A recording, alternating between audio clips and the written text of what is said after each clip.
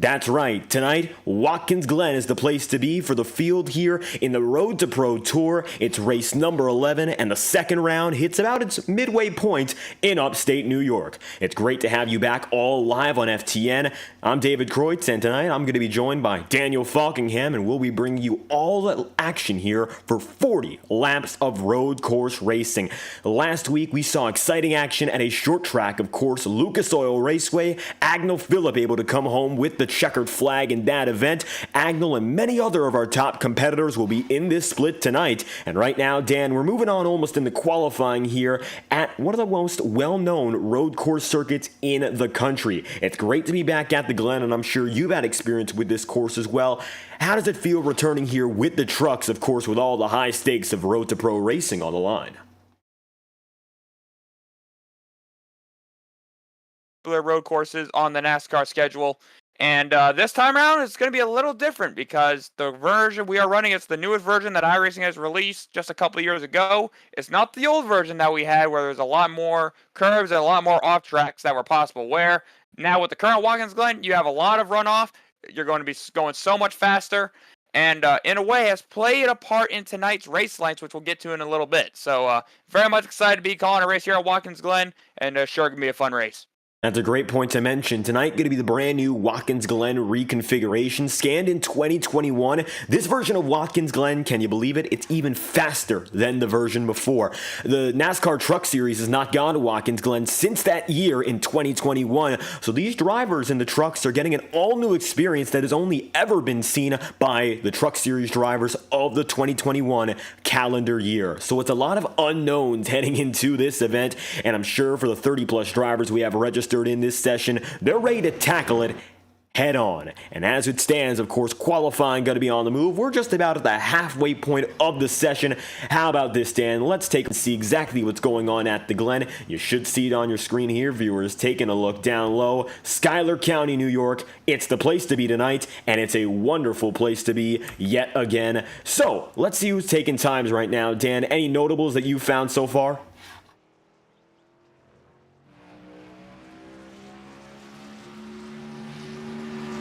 Let's find out whether or not those notables are here in this circuit. Now, we're taking a look at Sander Niehoff in the number 4 among many of the drivers who's still taking round. Brian Mercurio will have the provisional pole position, and Agnell Phillip there in second. Here's the number 2, Mercurio, among the many. And Dan, right now, as we look at the track, any notable drivers that you've seen to this point?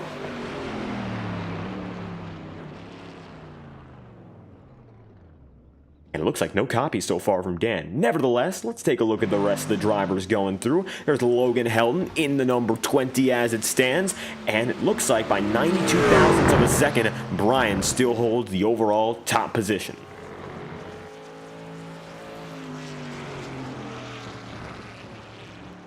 Connor Euroshak, Kevin Champagne, among many others, still taking lap times here.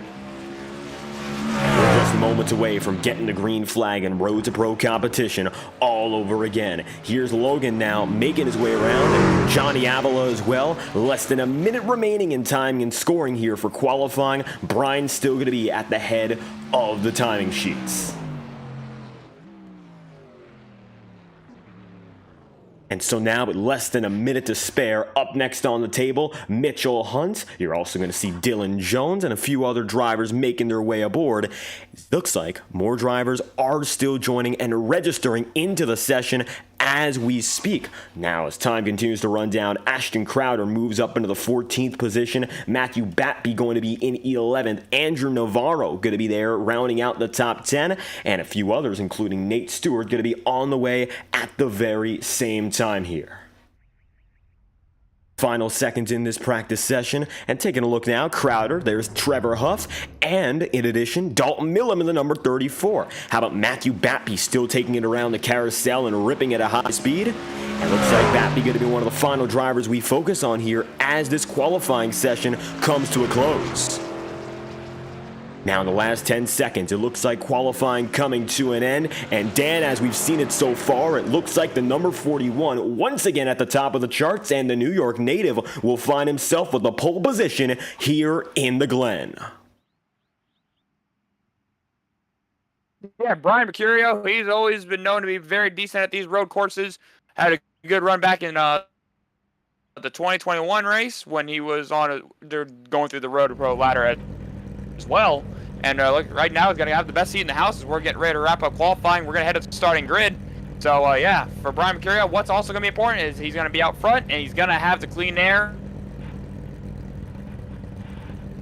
And getting that clean air, oh so important as we move on into the opening stages of this race.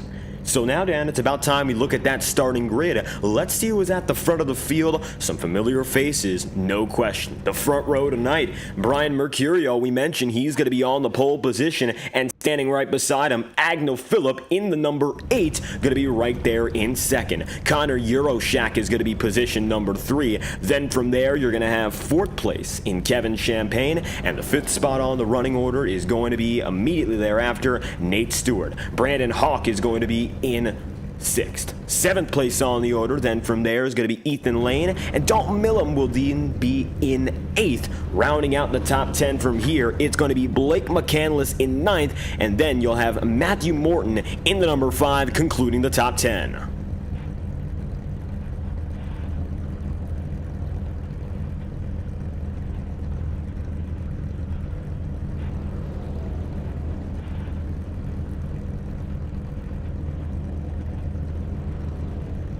And from then on, you're going to see the 11th place driver, which will be Michael Bumgardner. Andrew Navarro going to be in 12th. Matthew Batby going to be in 13th. And Sander Niehoff is going to be position number 14. Not all too far behind here as the starting grid stays loading.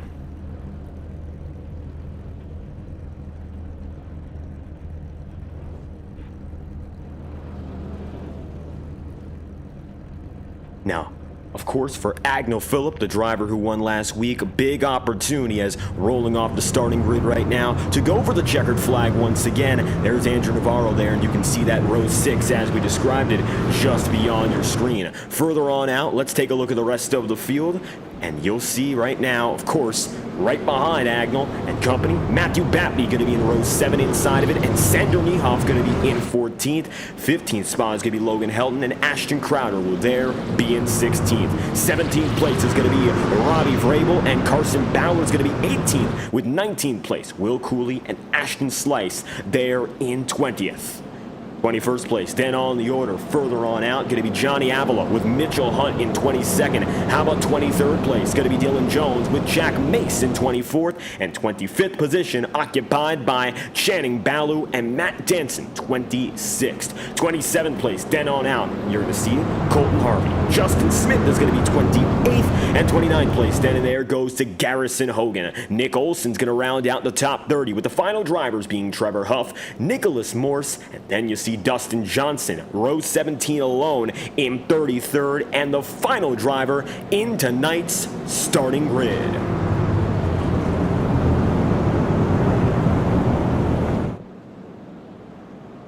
And now as we come toward the final moments of our one and only pace lap, 40 laps are going to be on the table for tonight's event, and it's going to be a race, of course, with no surprises strategy-wise anyway. Most of the field should understand exactly what is on the table, and we're going to see whether or not these drivers are going to perform up to spec with that in mind. Now the field is going to be coming around through the carousel again, and it's going to be time to move on to our first lap of the race. 40 on the table here. Brian Mercurio up in front, and then right beside is going to be Agnel Phillip. A top 2, very familiar with coming through for victory lane time and time again. Agnel looking to go for back-to-back. Brian Mercurio looking to get it done at the home circuit here in the Glen. Maybe a chance to prove the home crowd's got something to root for up in upstate New York. Here we go again. Agnel's going to be up top. Brian Mercurio on the bottom side. It's time to go. Green flag racing as they pass under the Go Bowling Bridge for the first time tonight. It's time to go green in eNASCAR competition at Watkins Glen. Brian Mercurio will lead the field down, and we are underway in Schuyler County. What a great getaway there, Brian Mercurio. Had a nice jump on the start. He's going to lead the field up through the S's for the first time. As we're going to see, I believe that it's Connor Euroshak going to take that second spot. And then you got Agnel Phillips going to slide into third. our winner a couple weeks ago at IRP. And then you got Kevin Champagne and Nate Stewart's going to round up the top 5 as they're going to roar up to 170 miles an hour down the back chute up to the bus stop for the first time. And it looks like Brian Mercurio far and away ahead. Take a look at the mid-pack of the field here. It is akin to a hornet's nest. You're going to see Robbie Vrabel, Ashton Crowder. There's the number 60 machine right there in the mix of Vrabel. Spinning in the back. Spinning in the back. One spinning. One spinning in the back. They're going to get back going. That looks to be, I believe that is Channing Ballou at the very back of the pack. He has does a little 360, gets a little bit sideways, but gets it back going. But unfortunately, there goes all his track position, but he's back underway. And also to note, as we always note, no cautions will be in this race as it is a road course. So these are going to be 40 green flag laps all the way through as Brian Mercurio comes off the final corner, is going to lead the first lap, and has already got a very sizable gap over Connor Euroshak and others with a full second lead already back to turn 1. And it looks like for Mercurio and Team EPI, they've got the big advantage. Connor Euroshak, who won the round 2 opener up at the front of the field, and Agno Phillip, as we've mentioned time and again, already he's coming in with a lot of momentum as our defending winner. So he's in a good situation right now. The top 70 bubble battle getting even closer and closer. We'll discuss that more as the race progresses, but the field gets away relatively nicely here at Watkins Glen.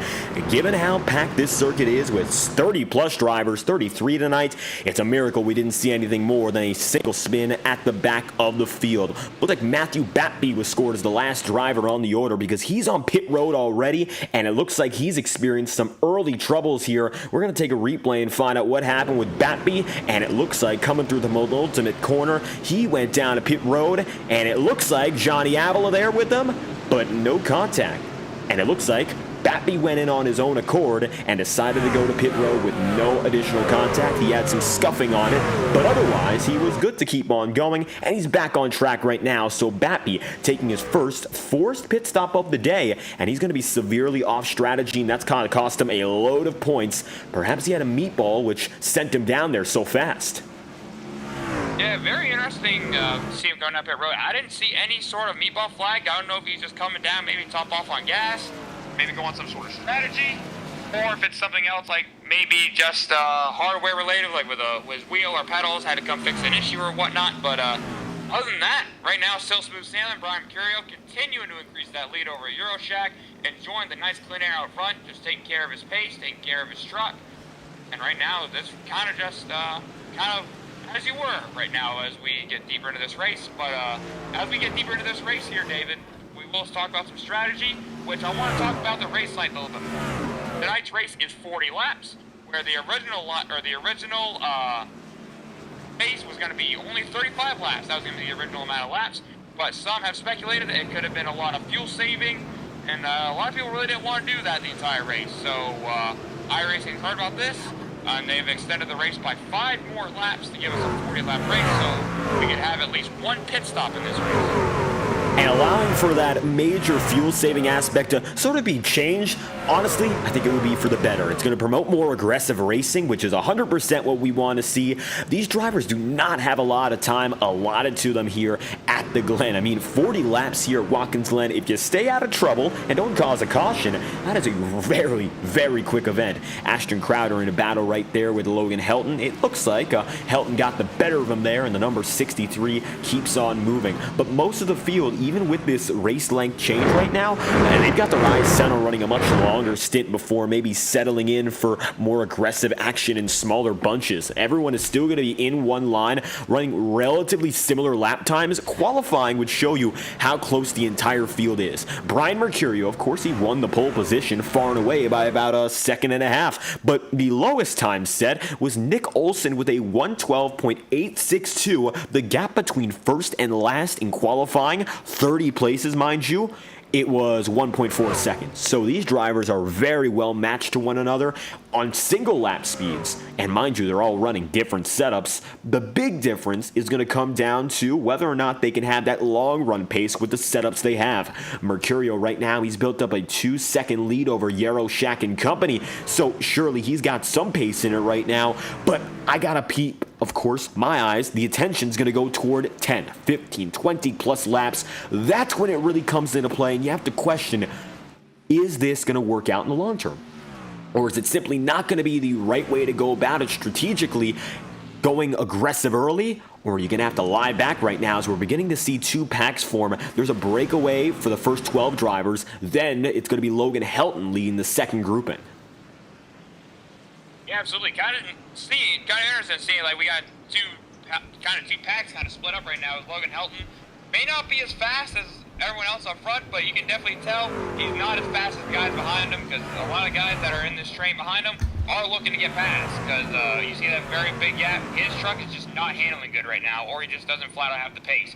But that's his advantage right now, is be able to hold all those guys off because of how strong dirty air is and how much clean air matters. And right now he's just trying his best as he comes off the last corner, just trying to hang on to his 13th place running position. Ashton Crowder tried to get by him previously to no avail, and these drivers remain locked tight ever since that point. Ashton tried to go through in the final two corners coming out of the carousel, which is one of the better passing opportunities, but I'm certain he'd love to do it now through this high-speed section as we make our way up through the S's. Elevation is so critical to Watkins Glen. When it comes to understanding the heights and the lows, it's necessary to see where the passing zone are with respect to that. The carousel is more of a downhill plunge, and of course the first 90-degree turn, you send yourself almost 100 feet downward into that first 90-degree turn, and the bus stop is going to be dead flat, as is the straightaway that leads up to it now. You can see it looks like they're now moving by Logan Helton, and it's going to be Crowder who leads that pack through, and just like that, it looks like Ronnie Vrabel just got a spot, and Ronnie moves up to 15th in tow. Vrabel following Ashton Crowder through, and now this is what you not need. If you are Logan Helton, you don't want to continue to fall further back. Your truck is just going to handle much worse the further back you're going to fall in the field. And as you can see, right now he's still hanging on decently right now. But obviously he doesn't want to keep falling further back, because obviously he might have to make some adjustments when he comes down to pit road to try to fix the handling on that truck. But for right now, ain't handling the best. But we'll see what Ashton Crowder can do now that he made the pass. Can he start making some inroads on this top 12 up here? It looks like he's already starting to make up a little bit of ground.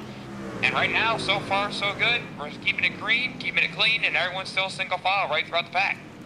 Sander going to be a little bit further behind than the pack ahead of him, so you're right about that one, Daniel. It looks like already some gains are being made as Dalton Millam is now going to be there in the 16th position, and it's some big switch-ups lap after lap. Logan Helton started 15th. He is 15th, but he got up to a high just 2 spots ago, of course, being just a little bit higher. Admittedly, I'm sure that Helton would like to get a little bit more out of it right now, but there's still a load of time for him to continue improving if, of course, the proper adjustments are made. Looking further up the field, Blake McCandless right now, he's going to be only 1 spot up from where he started in the Raleigh Heavy Machine. It looks like he's rather comfortable where he is, as are most drivers around him, and the front runners have all stayed in just one line. I would like to talk about the guy in 6th right now, though, Ethan Lane. Tuesday night on FTN, if you watch on this channel consistently, Ethan Lane has made himself a force to be reckoned with in the Integrity Octane Series. In that series, coming into last week, he had 8 wins under his belt in 19 races. We went to Watkins Glen. It was a 45-lap race, just slightly longer than the one we have tonight. Lane started from the pole, led every lap, and won by a dominant margin. And interesting to note, we were in the Gen 4 stock cars, which are known for their high horsepower and high speed. Lane's qualifying time, which only got him up to 7th, mind you, was faster than his pole time in that race. This truck is as quick as it gets for the Martin Sports crew, and it looks like just beyond the confines of the top 5, Ethan Lane doing a real good job of holding himself in this position, and even though now he's faced up against the best of the best in sim racing competition, it's a pretty similar performance so far. The only thing is he's just a few seconds away from leading the race. Yeah, Ethan Lane having a very good run to start out. He's I'd say a decent start here to the second round here, but obviously wants to have a really good run like this to keep him in that top 20 hunt. But I want to go back to Blake McCandless here real quick, that you mentioned just a minute ago.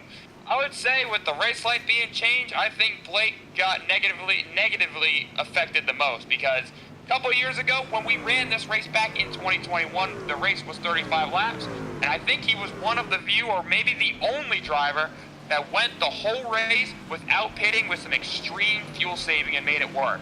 And I feel like that was a strategy he was going to deploy once again, but with this adjusted race lane, he really couldn't do that plan. So he definitely, talking with him and just watching his pace, he definitely had to go to work this week to try to find some pace in that machine there, the EPI/NFR machine.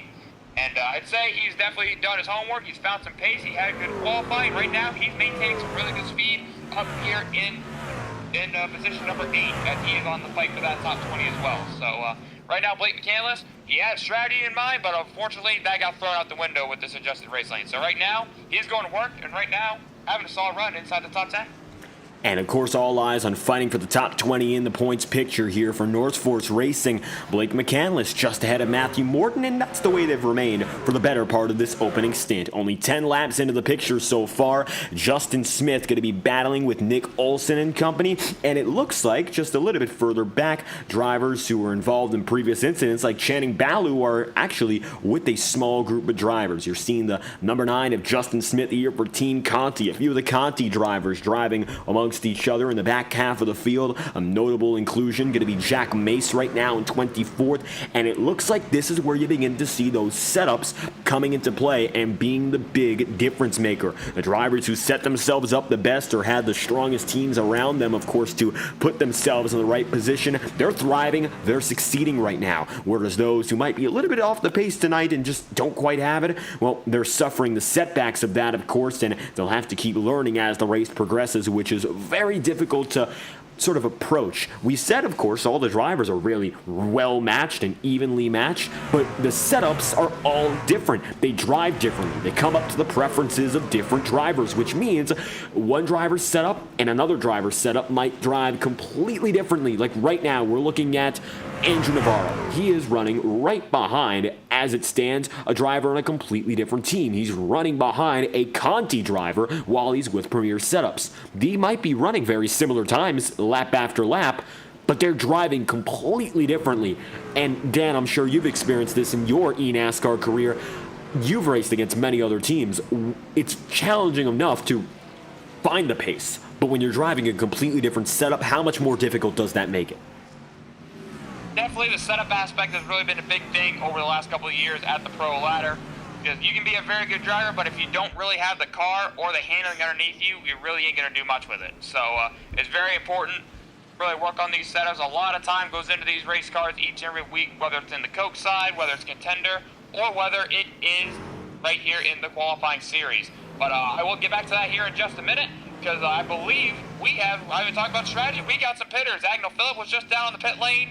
And I believe this is the beginning of the pit window where you can pit now and make it all the way on gas. So we're really starting to see the strategy starting to unfold here, David. Matthew Morton also went down to pit row. We're looking at him and Agnell Phillip. Jack Mace also going through the first 3 of 33 tonight that have gone down to pit road, and they find themselves 29th, 30th, and 31st respectively. It's a gamble, but with 12 laps in out of 40, you can go 20-some laps on the stint. They should be in the green to go all the way if necessary. Sender Niehoff in the number 4 has just come in, as has Connor Yaroshak, and with both of them coming together, this does indeed signal what's up next for us. Of course, big pit cycle. Now, we have a 8 or so lap window, I'd imagine, for drivers to make their choice, and currently it's going to be Kevin Champagne up in second now, Nate Stewart going to be in third. They've broken away just a bit. Some drivers are going to go for this undercut strategy, others of which might try to go and split it dead even, and when they do that,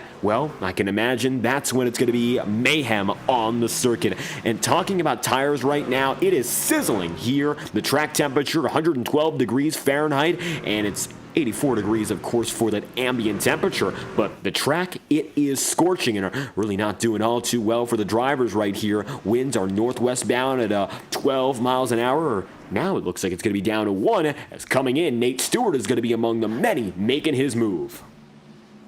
Yeah, pretty much everyone getting to the edge of that pit window, and they're going to make their pit stops now. But, of course, there are going to be some other guys that are maybe going to try to run long here to maybe try to have better tire wear at the end of the race, where they have fresher tires at the end to go on the charge. Guys like Kevin Champagne, Ethan Lane, Brandon Hawk, a lot of these guys are going to go long to try to have better tires at the end of the race and use their tires and use their pace. Maybe use some fresh air. They don't have many guys around them. Maybe try to use some fresh air to try to maybe do an overcut, which could be a possibility as well. Even though tires are falling off a lot, you never know, depending on how fast they are once they get out in free air. Like, this is probably one of the things that we're going to be talking about the most, where it's going to be the most exciting, is figure out how the strategy is going to lay out, and if anyone's going to move up the leaderboard, or people are going to get knocked down the leaderboard.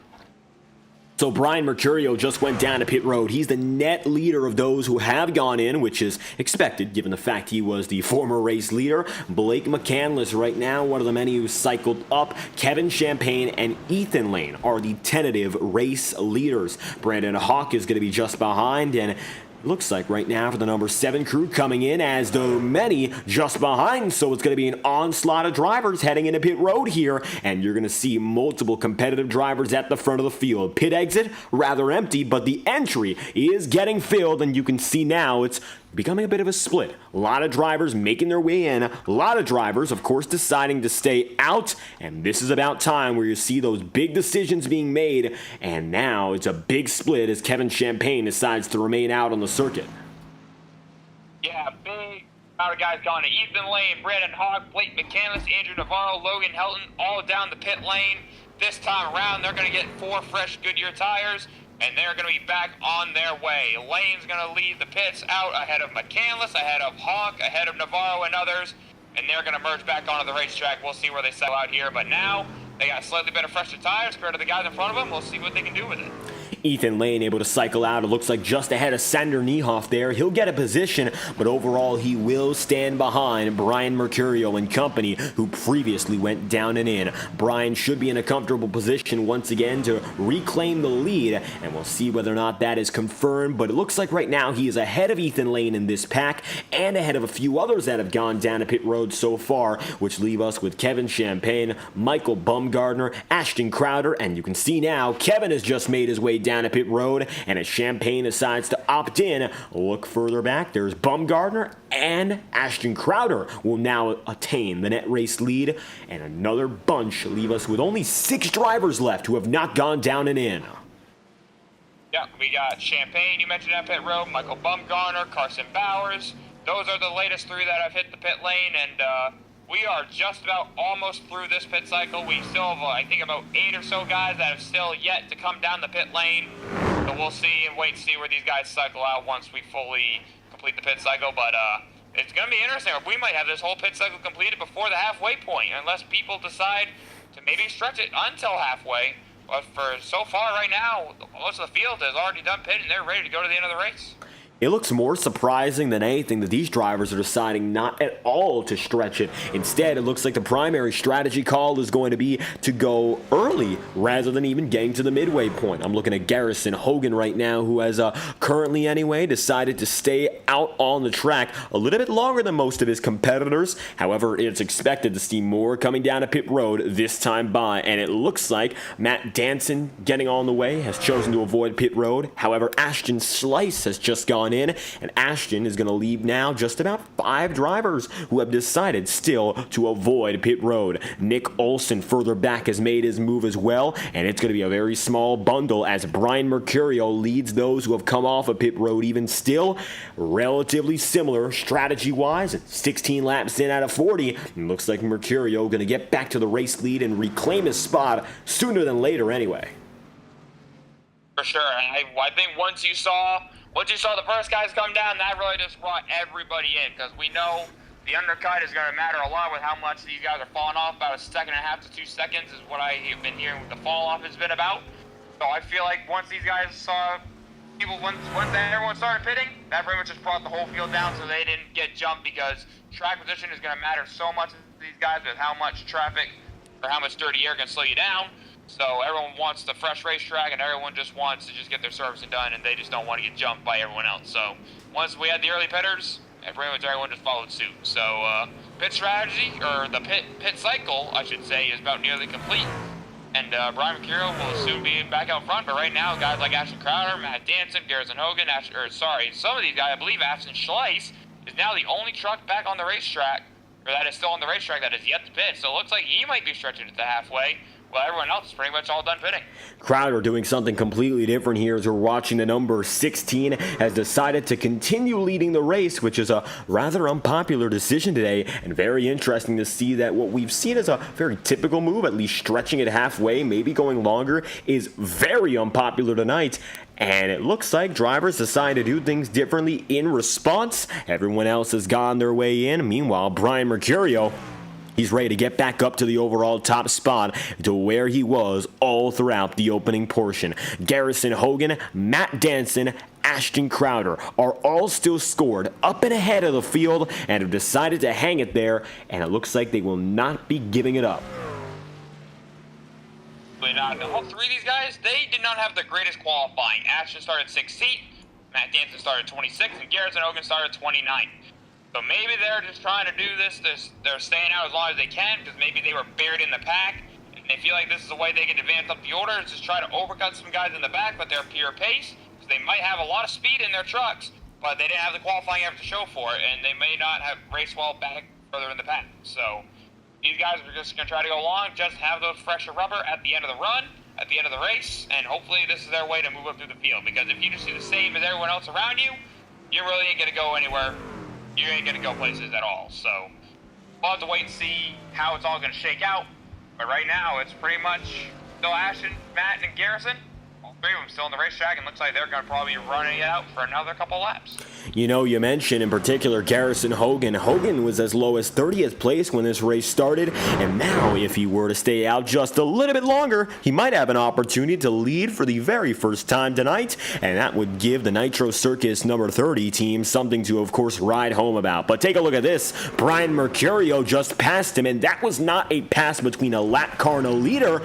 Brian just made it by someone who has not gone down a pit road while he's taken a stop. He lost, 45 odd seconds on pit road in total, and he already made it right back to a driver who has not gone in at all. Now, Brian still has 10 or so seconds to make up to the other two drivers, but he's up to third, and the driver who he just passed didn't even go down a pit road. It's clear now that Brian Mercurio is jet set for victory. Yeah, as he is continuing to increase his lead over Connor Yoroshak, the next guy that is actually racing. His lead is up to, I believe, 5.8 seconds the last time they crossed the line. That's his gap ahead of Connor Yoroshak. So right now, Brian is he's in control right now. He's got us out for a nice Thursday night drive around Watkins Glen. And as long as there's no incident happens, like no hardware failure, no internet connection failure, any of the normal stuff that could really mess you up in an iRacing race. As long as nothing goes wrong here, he looks set for victory as we're closing in on halfway. And right now, Brian Mercurio, as a matter of fact, is coming up on the man who is in second in Matt Danson. So it looks like he might get up to P2 before Matt Danson heads down to pit road. And we'll see whether or not Danson opts to go in this time by, because looking right behind him, it looks like time is something he cannot waste. He's got to make his decision here and now. And for Danson, he will go out for at least one more lap in the Atlas number 30.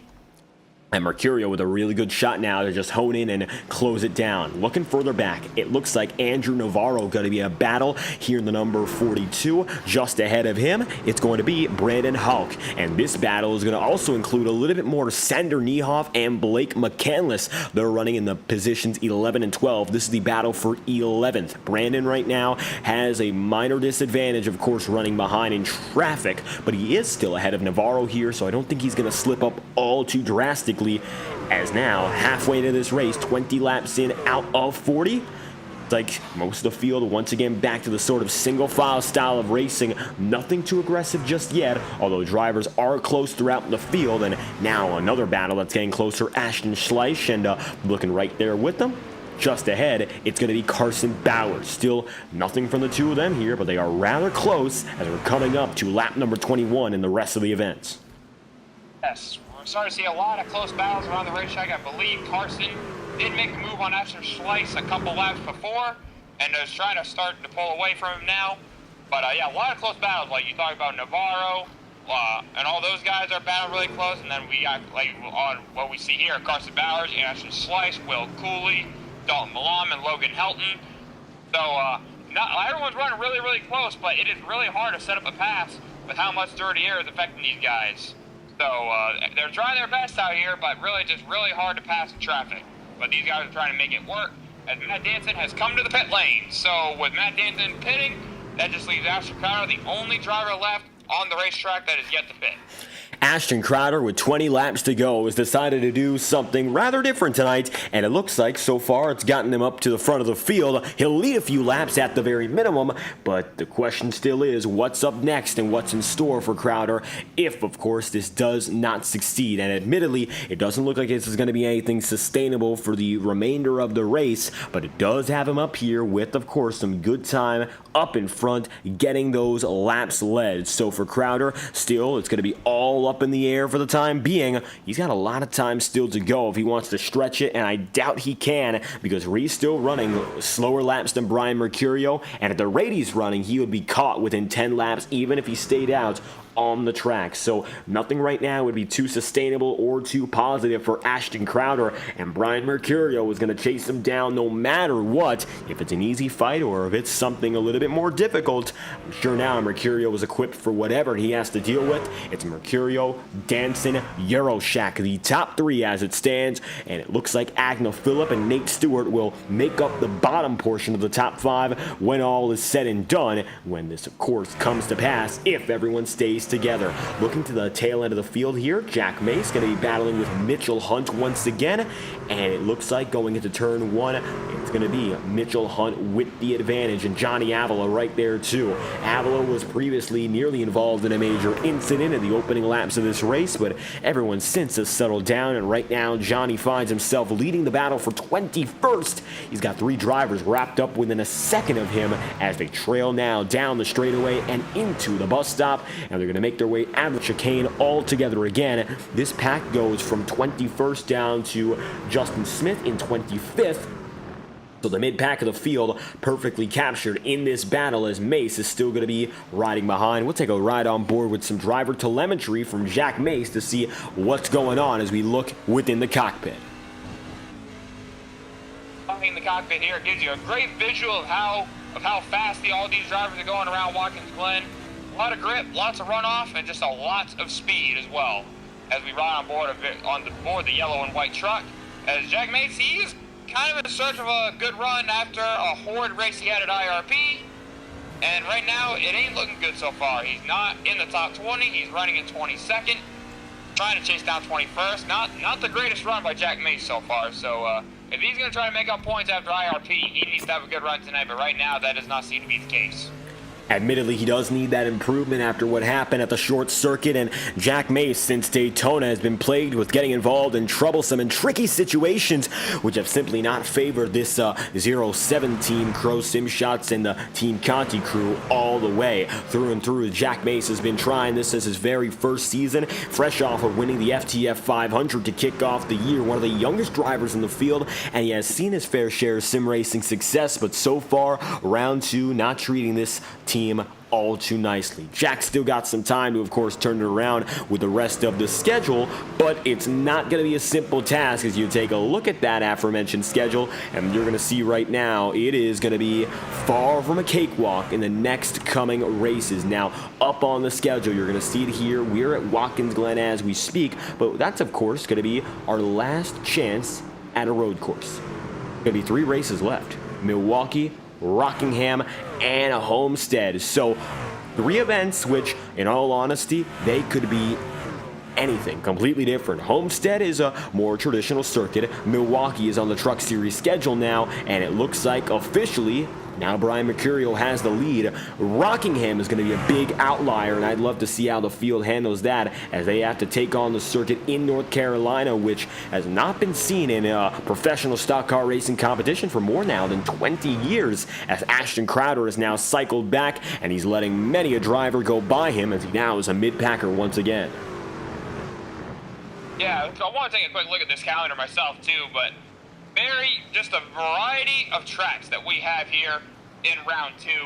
It's kind of like what you're going to expect if you're going to be racing at the Coke level. Like, we have a few road courses, a few mile and a halves, a few short tracks. We got pretty much every bit of everything, just like the real-life NASCAR series. Just that's what makes our series what makes NASCAR what it is, the variety of racetracks that we do race on. So this is the same thing that these guys are going to have to deal with if they move up to the Coke Series ladder. So, but yeah, I wanted to look at Asher Slice here. I was looking back to see where he was running. He was running in the 13th spot when right before all the pit stops began. So we're going to have to wait and see if he's going to get a net gain out of this. Currently running 16th, but does have the freshest tires out of everyone in front of him. So we'll see if this going long, having fewer laps on his tires is going to be a net gain for him, as he is going to, I believe, has already made a pass here on Carson Bowers. So we'll have to see what happens here as we get down to the end of the race. Is this going to be a net gain? We'll have to wait and find out. You know, Dan, both of the Ashtons are running very close to one another right now. Ashton Crowder is going to be in that 16th spot, as you mentioned, and Ashton Schleiss, not too far behind, is in 18th. It looks like they've all cycled out, but in the middle of the pack once again, and no major gains for the Ashtons today. It looks like Schleiss is up 2 positions. Ashton has not gained much of anything so far. And if we want to talk about our biggest movers on the day, I would have to say, looking throughout the overall order, perhaps the biggest of which would be, let's see, Sander Niehoff has gone from 14th to 8th, up 6 positions so far. Looks like Robbie Vrabel from 17th up to 12th, up 5. He just got his 6th position, making the move just behind him on Brandon Houck, and now looking out for Andrew Navarro. If you started in the 30s, you're no higher than 27th right now. Trevor Huff for JFR has not had all too much success tonight, and it looks like the number 65 is currently running in the 27th position, and his first road to pro season as well, and the rookie admittedly having some trouble making up all too much time. Didn't get a qualifying lap, and admittedly, that is what did him in. Of the 3 drivers who did not get qualifying times, however, Trevor is the leading driver in that little grouping. He's done a pretty good job with that in mind, but otherwise, not in a good spot. And if you started inside the top 5, good news, you're still there. The entirety of the top 5 is exactly as it was, just a slightly different ordering. And it's been mostly the top 10 still together from the jump. Yeah, and that just goes to show with the running order, with some guys starting way in the back and not really making a lot of progress. That just shows how important qualifying is, not only here, but just everywhere we go. Because, like I said, it's very hard to get through the field. It's very hard to pass. Traffic is always going to be an issue at a road course, but especially at a track like Watkins Glen, where you don't really have a lot of passing opportunities. You got down into turn 1 and maybe turn 6, and that's just about all you got. So definitely, if you did not qualify well, then you're going to be in for a long night. But there's been some guys that have been able to make it work, like we mentioned, Matthew Morton, Sander Niehoff, and also Robbie Vrabel have been able to make it work right from the midfield, almost into the top 10. So there's been a few guys that have been able to make it work, but some guys just struggling out there for pace.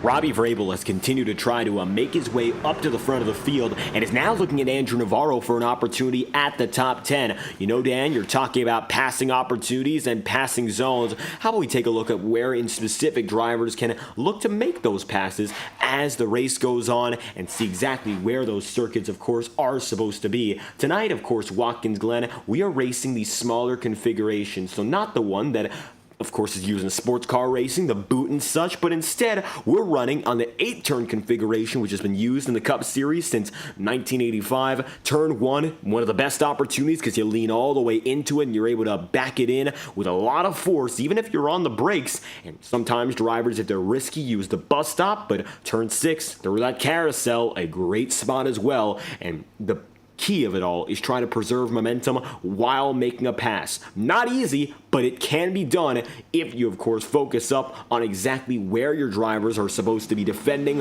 where they get a little bit more aggressive. So understanding the field around you can help an awful lot, but there's limited opportunities for safe passing because one mistake on that bus stop, it could cost you. A few drivers have gone lawn mowing today, but so far, nobody has spun out the bus stop and has remained a relatively clean race, all things considered.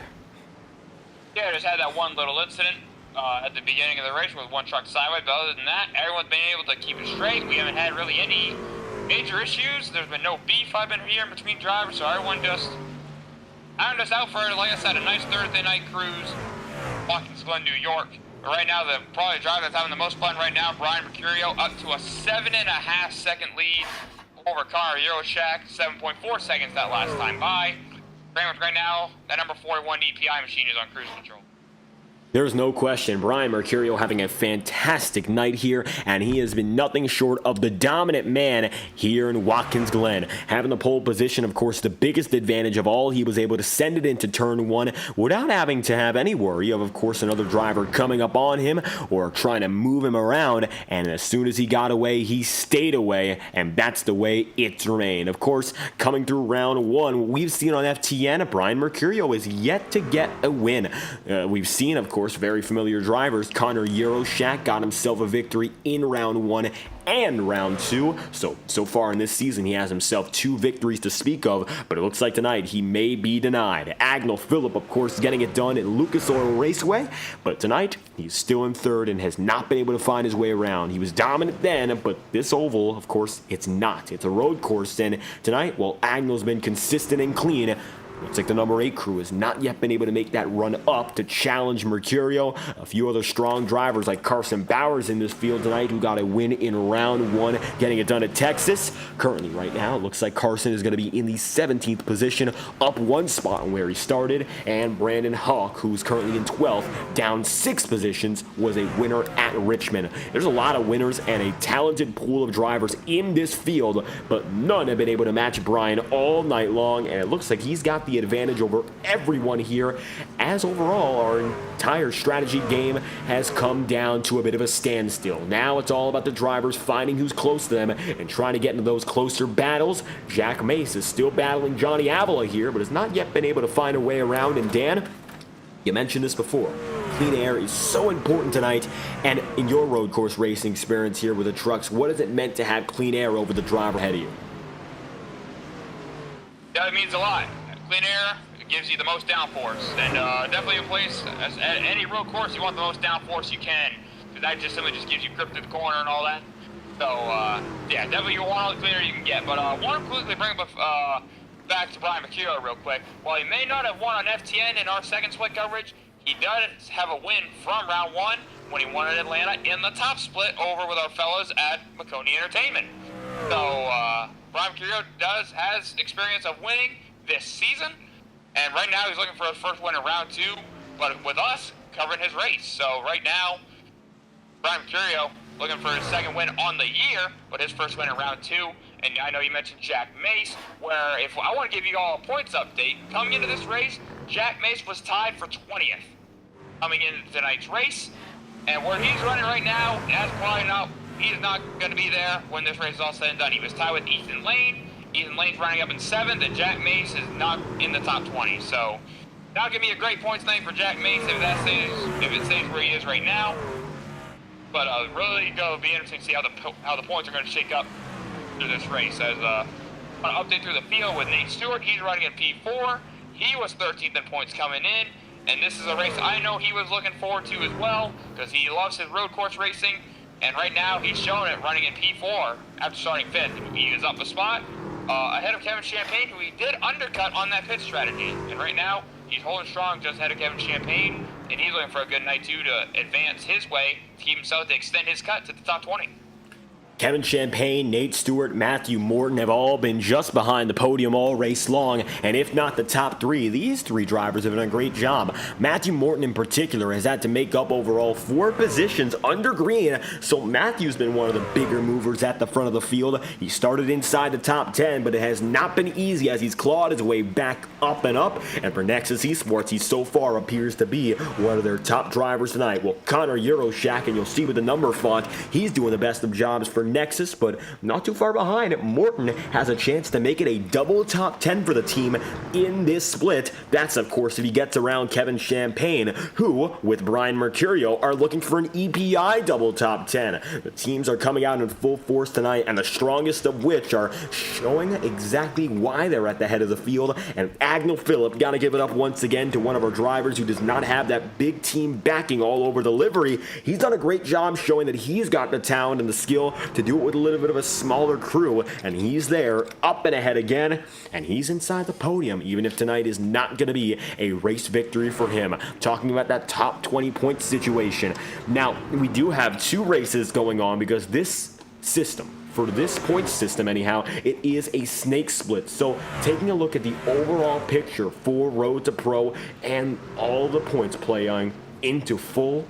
This is very much the anomaly. We have, of course, 2 races going on, and through the round 1 segment, we have up to 10 or 15 races at once. But right now, if you think about the finishing position that the drivers get, multiply that number by 2. A win is equivalent almost to a net second place because you have another driver who does it there with you. So it's not like having your own win. You're almost splitting it, so to speak. Ethan Lane right now is running in 7th, and there's going to be another set of 6 drivers ahead of him, plus the ones who are ahead of him now, and another driver who's right next to him who got 7th too. So it's almost like getting a net 14th place out of 70. And then you look down to Jack Mace, who is right now in 21st.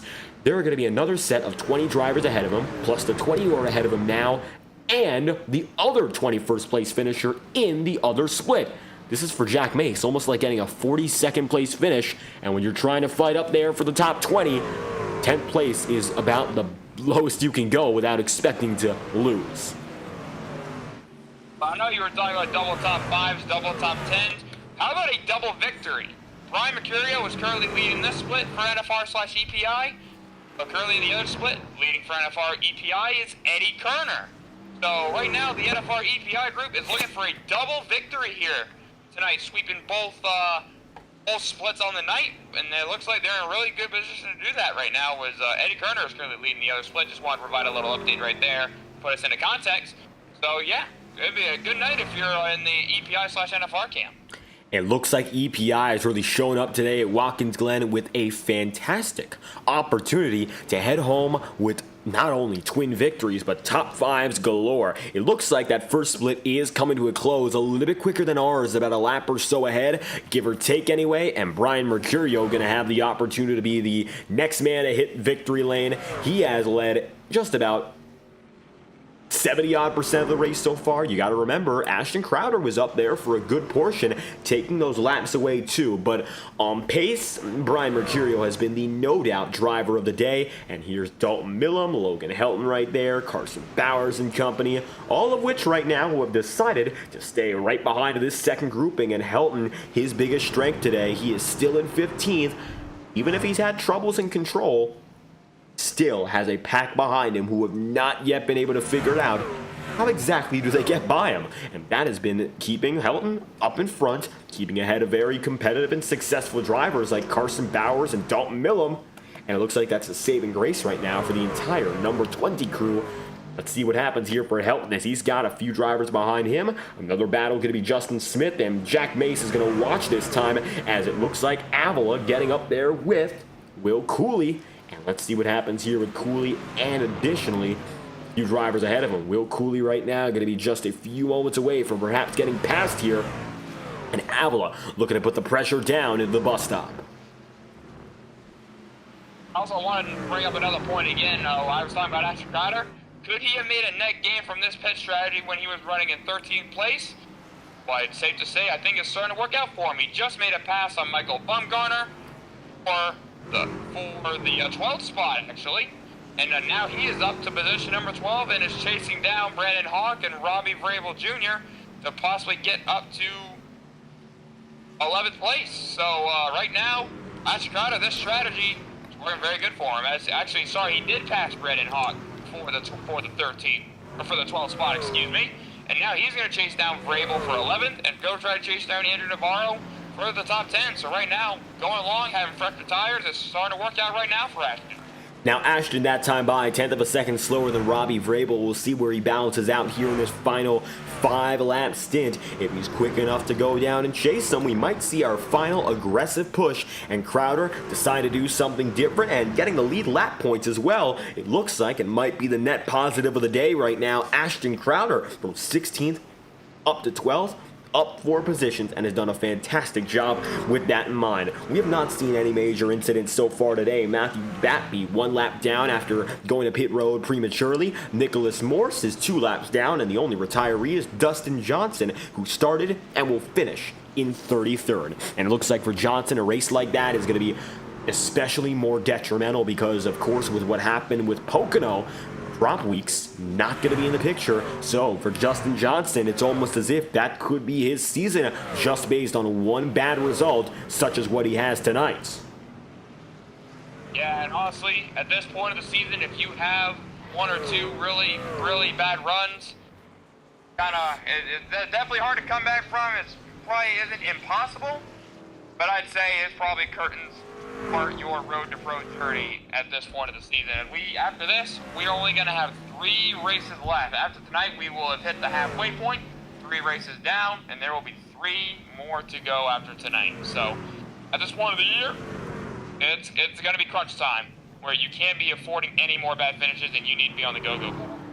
A finish outside the top 25 would honestly destroy a Road to Pro campaign at this rate. As you look a little bit further back, you can see now Connor Euroshak is going to be all on his own, as it looks like a battle perhaps between the lappers, and here you have it. It's going to be Garrison Hogan with Nicholas Morse. Morse is going to be in the 32nd position. He got by Garrison Hogan rather quickly, the two of which have not been able to make together, of course, anything of it, as they're 1 lap down now, and it looks like that's the way they will stay to finish off the night. Hogan was able to get up to as high as the 3rd position previously. He started up inside of the 30th position, and now it looks like he's going to be there yet again. So trouble, and still more so for Garrison Hogan, and it looks like tonight not going to turn out to be much a success story for him, as Logan Helton is still holding off Dalton Millam, and further on back, Carson Bowers, Ashton Slice, all the same. It looks like, even though Logan Helton has continued to fall a little bit further back, there was a 6-second gap between he and Michael Bumgardner.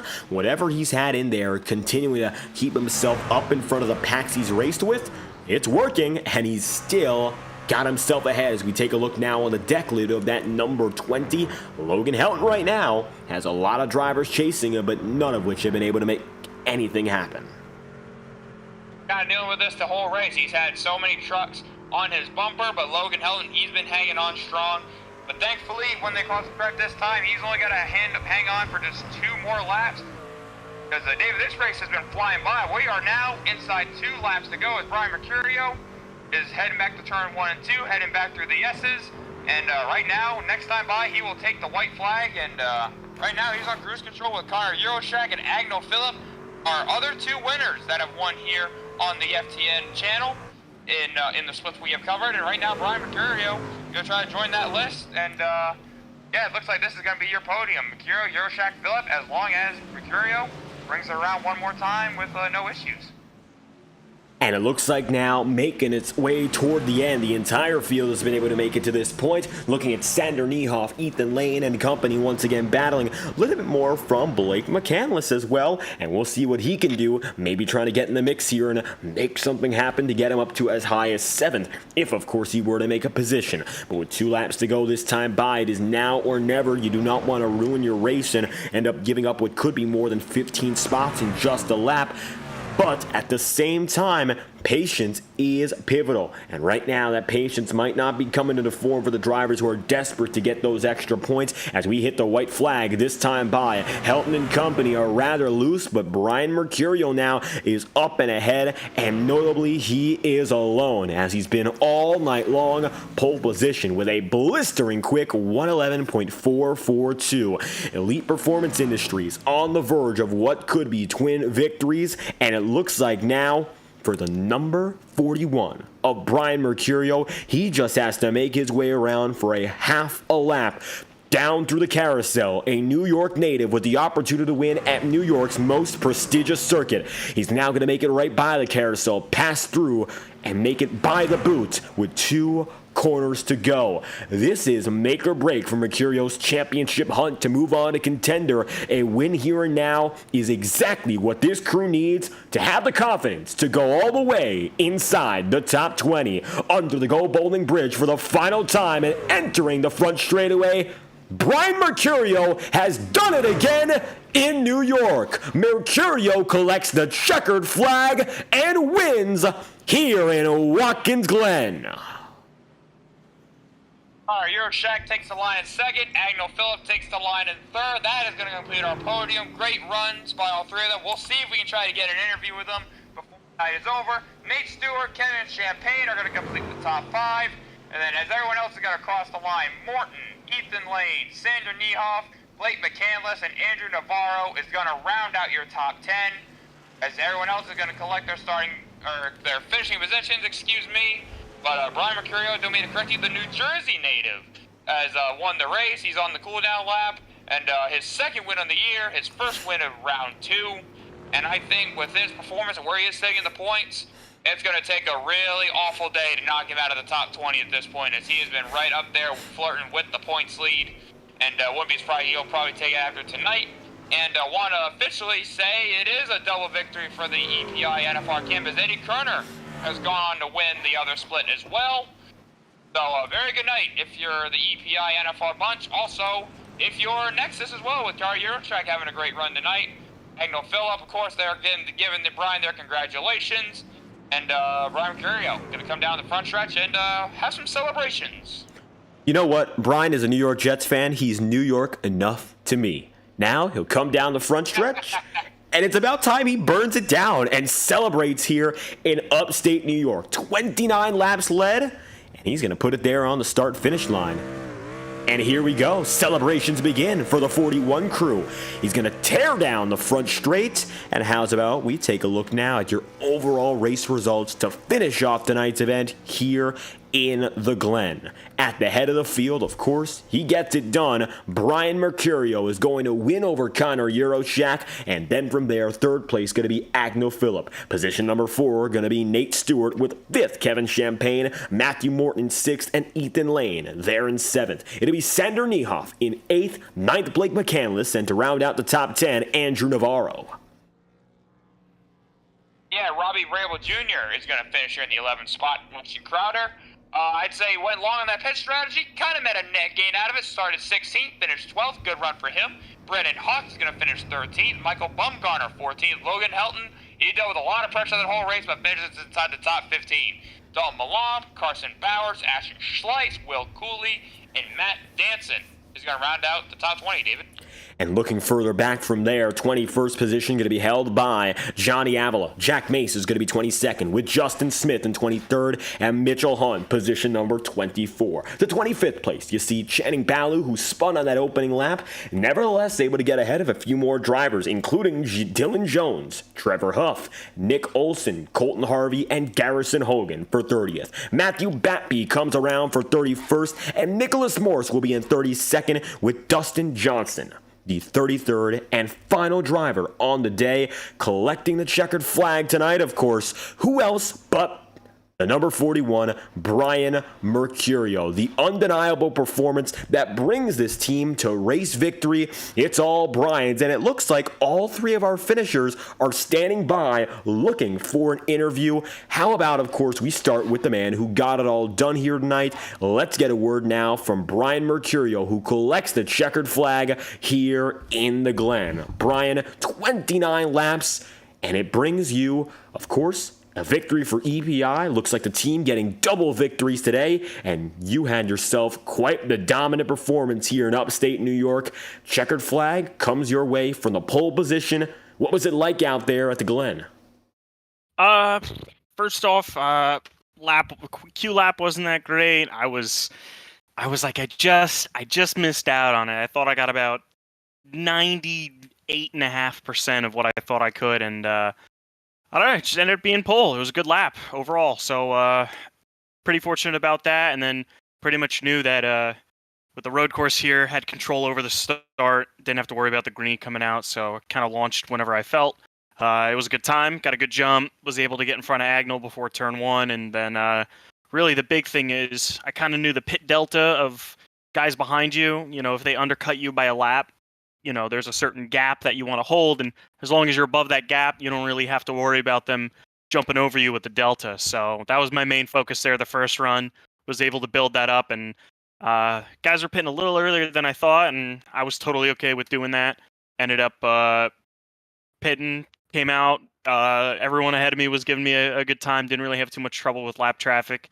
And then it was just kind of keeping the tires on there, keeping the old shoes happy, and then yeah, keeping it calm, cool, and collected. It looks like collecting yourself for a fantastic victory here. Strategy, it caught us a little bit off guard, admittedly, and our biggest question was everyone went in quite early. You had a 27-lap final stint and decided to go in the first 10, 15 laps, of course. It looks like you went at about lap 13. What led you to the decision there to come in early as the rest of the field did, and how did it impact the rest of your race? I had a feeling some guys might pit a little earlier. I think my number going in was like 15 to 16, probably pitting on that lap. But as soon as the fuel window opened, pretty much I'd say around lap 11, I had a feeling some guys would come in. I saw Agnell pit 2 laps before I did, and then just wanted to keep tabs on Connor behind me, see what happened. So he pit, and then I knew I had that delta over him still, and I could still pit, and I'd come out ahead of him. Assuming I didn't make any mistakes or anything on pit entry. So, that was about it. Kind of, I don't know if you want to necessarily call it off schedule, but sort of a little more reactionary than I would have hoped. But all worked out in the end.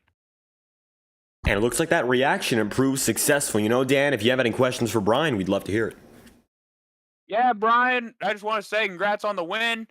And looking at these points here, without really a major issue in these final 3 races, it looks like you are well on your way to the Contender Series. But I just want to talk about what was the preparation like going into a road course, especially with the extended length, because we know there's talks about some sort of fuel strategy going on, but with the added race length, it seemed like that was thrown out the window. Kind of like, what was the preparation like with that adjusted race length?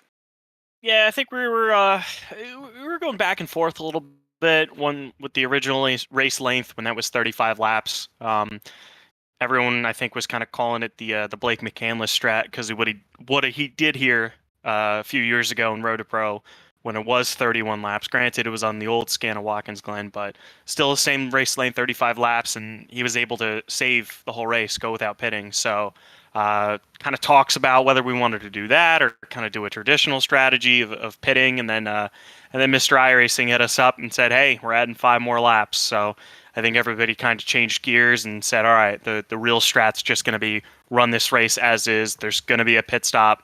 And then I think really the call was just when to come in with with fuel. As soon as the fuel window opened, you kind of saw some guys come in, and really the worry is that if you don't have that delta over somebody and they're able to undercut you by 1 lap, they can leap ahead of you. And just with how dirty air here is, even with the tire advantage, it's very, very hard to pass. So a lot of those passes probably came in the pit lane or either by mistakes from somebody. So it was just keeping tabs on everything. But kind of had an idea of what I wanted to do going the race. Like I said before, I wouldn't necessarily call it off schedule, but a little more of a reactionary strat than I wanted to. Yeah, absolutely. But all overall, smooth and straightforward for you tonight. You came out on top. Congratulations on the victory. We won't keep you any longer, but I'll give you the time for any shout-outs if you like any. Yeah, I was about to say, appreciate it, Mr. Falk. Just want to give a big thank you to Jarrett Liebert for putting in just a ton of hours this week. Absolutely just really made sure all of us came in with the best preparation possible. Everybody over at NFR, Eddie, Frisch, Carson, Blaze, Max, all those guys for keeping me on their toes with pace all week.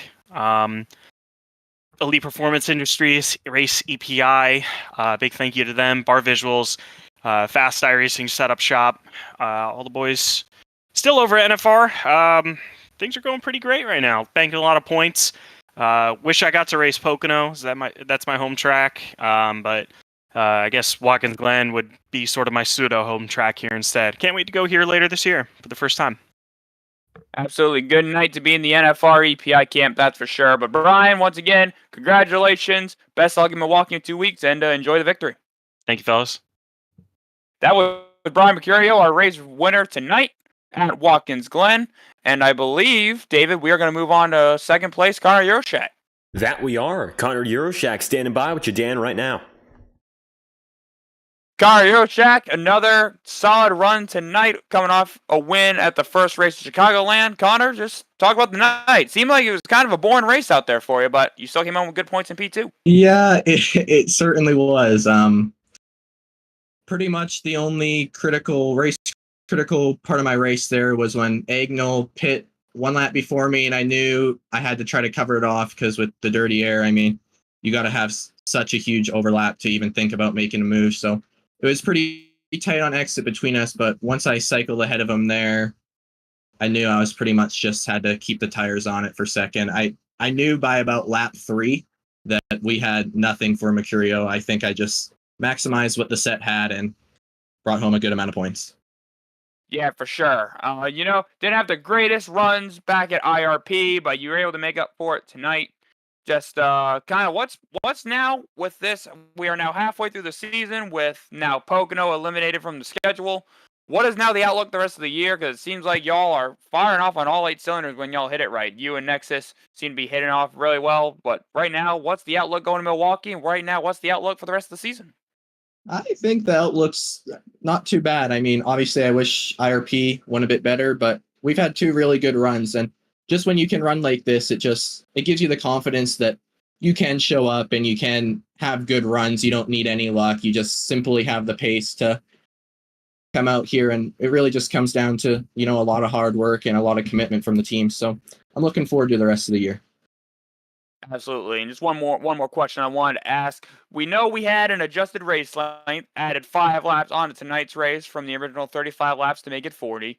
Did that throw a wrench into your plans coming into this race, or was it more of just straightforward, y'all know what you're going to do with strategy, and just kind of like, what was the adjustment, if there was any? Oh, there was certainly adjustment, because when the race was 35 laps, I mean, you were just going to have to save every lap the whole way and be running out at the line. So it was going to be a pretty boring race, that for sure. And I wasn't really looking forward to that because I felt really confident in my just outright pace without having to save. So when I heard they went to 40, that pretty quickly meant that we were just going to do the one stop and I could show my pace quite a bit more. Absolutely. Well, I want to congratulate you on the P2. Good solid points tonight, and give you some shout outs if you have any. Yeah, I just obviously my Nexus Esports teammates as well as Area iRacing for sponsoring me and hopping on my truck for the year. Right on. Appreciate you taking the time with us. Congratulations on the P2, and best of luck in Milwaukee in 2 weeks. Yeah, thanks, guys. Have a good night. Thank you very much. Connor Euroshak going to come home with P2, and I believe we have Agnell Phillip standing by. We'll grab him right here. Agnell Phillip coming home with a P3 tonight after coming off a win at IRP. Very solid night for you. It was a good night, good points. Wish we could have gotten up there and had a little bit more for Brian and yeah, but it was a good race. Glad to take home some solid points. I think we'll still be in the points lead, so overall happy with it. Yeah, still a good night coming home on the podium. What was the race like for you? I know we had an adjusted race length. This is a question I've asked everyone else. With the adjusted race length going 5 more laps longer, God, what was your outlook on this race? Did it change much from the original 35?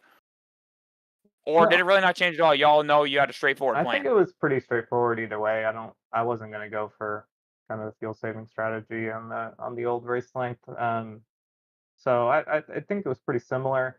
The one thing that probably did change is by making it longer, like the obvious choice was to pit as early as you could. Whereas I think, with the old race length, you would have probably only had like 3-4 laps before the pit window opened. So that would have been a little bit more of a decision, I think, because you probably wouldn't have gained quite as much by undercutting. But yeah, I mean, I didn't really change, I guess, too much. I don't know. Some people would have probably tried to make it on the old race length, but I don't think any of the leaders would have. Right on, for sure. But now looking on, we are now, with the elimination of Pocono, we are now officially halfway through the season. 3 down, 3 to go. You being the points leader, it's really going to take a lot of bad things to happen for you to really fall out of that top 20, because you all are in a good spot right now. What is the outlook for the rest of the season? How are we feeling about Milwaukee? And just how are we feeling about the schedule going forward? I feel pretty good about Milwaukee. We had a really good set there last year. I think a lot of that translates, over to even with the new build on the trucks. So I'm excited for it.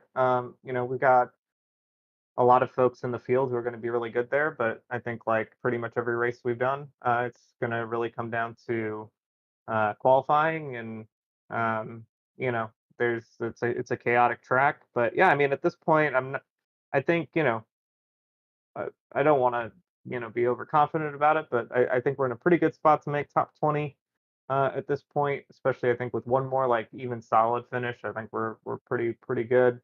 So now, I mean, I've never won a championship iRacing before. Not that this is really a championship, but that'd be pretty cool to be the points leader of this series through the end. So that'll be the goal, something to kind of chase. I think it'll be tough. We'll still have a little bit of a lead, I think. But we got a lot of guys that are all going to be clustered 7, 8 points behind us, I think, after today. So yeah, it's going to be fun. All these guys, up near the front of these fields are fun to race with. So I'm having a good time. Absolutely, you're having a good time. It's always great. But appreciate you coming to interview. Congrats on the P3, and I'll give you this time for any shout outs if you have any. Yeah, I have to give a shout out to the guys over at A51 Pro and Lockdown Racing. Glad to bring home another solid finish. I think a couple of our teammates had some good finishes as well. Especially thanks to Taylor Hurst for all the work he put in on the set this week, and Brian Lockwood, who's spotting me today but helped me a lot, in my prep for this. Also have to give a shout out to my colleagues at the ProPublica Guild. We recently celebrated our 1 year anniversary of our union's formation. So I definitely encourage everybody to go check out the great work that we have on ProPublica.org. And yeah, I thanks to you guys for covering this stuff too. This is fun. Definitely want to send my congratulations out to all you guys. And yeah, thanks for talking with us again. Congrats on the P3, and we'll see you at Milwaukee. Sounds good. Thanks, man. Absolutely. And that is P3 Agnell Phillip. And David, I believe with all that wrapped up, it is time for final thoughts. It's about time. You mentioned that, Dan, and it looks like now the checkered flag away from us, and of course we've spoken to our top 3 drivers. What a race this was. Rather quick overall, but it had its fair share of great racing moments, and we saw it was undeniable. Brian Mercurio was no doubt the man tonight who was due to get the checkered flag almost no matter what, and that is what he did. Any takeaways for you? Of course, you've seen the whole season play out here. This is our final chance at a road course. Now we're moving on to the ovals. What does this signal for the drivers up next? Yeah, like I said, our one and only road course across the whole year is done and dusted. So a lot of people had normal left-hand turns on an oval, but looking forward to Milwaukee. For what I've been hearing, it could be an interesting race. I remember last year it was all one groove right on the yellow curbing, right on the bottom. But I've been hearing rumblings if we have some green flag runs in 2 weeks that the groove could widen out. We could have some side-by-side racing. The groove could go to the second lane, the third lane, the fourth lane.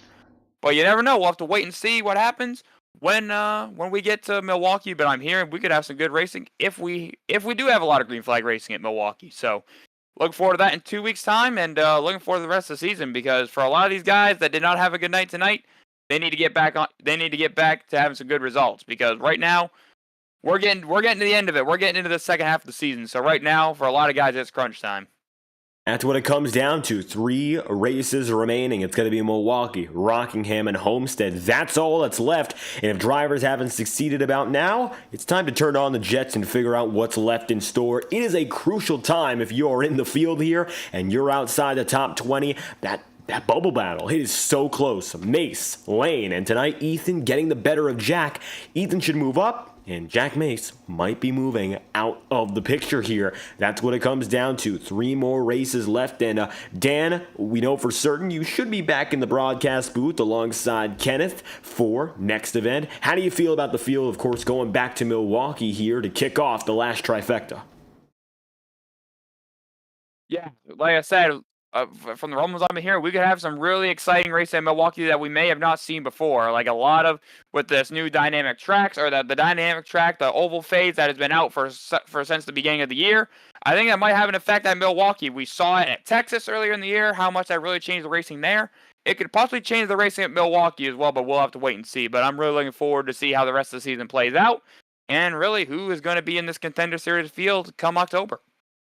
And we're looking forward to finding out what is next. Top 20 due to be decided in only about a month's time. And we'll move on up next to the Milwaukee Mile for our third to last race of the 2024 season. It's been a great, of course, event watching these drivers go at it here in the Road to Pro Tour. Dan, it's been a pleasure coming back to the Road to Pro broadcast booth, and I hope all the viewers here on FTN enjoyed the coverage from flag to flag and then some here in Watkins Glen, one of the best tracks all throughout the Northeast, and as a New York native myself, it's one of my favorites to go to no matter the time or no matter the series. We'll see you same time, same place, just 2 Thursdays from now. Milwaukee Mile going to be up next as we keep going in the Road to Pro Tour, and we hope you join in with us live on FTN. We'd love to have you continue supporting all the action. Here's the schedule on your screen if you're interested. As you can see, 3 more ovals, and they are due to be as exciting as they can get. We hope to have you there as viewers once again, live on FTN, and we thank you for watching tonight's coverage. If you enjoyed, leave a like on the stream and subscribe to the channel. Your support is always greatly appreciated, and check out the official FTN Discord server to catch up with all the series that we broadcast on this network. I've been David Kreutz, commentating and producing alongside Daniel Falkingham, our driver analyst and co-commentator on the day, and we hope you tune in for our future coverage of Road to Pro action and our coverage all throughout the week on FTN. We'll be back tomorrow night with more racing action from the Prodigy Racing Association alongside other FTN excitement all throughout the weekend. Thank you for tuning in here to Road to Pro coverage from Watkins Glen, and we hope you have a fantastic night.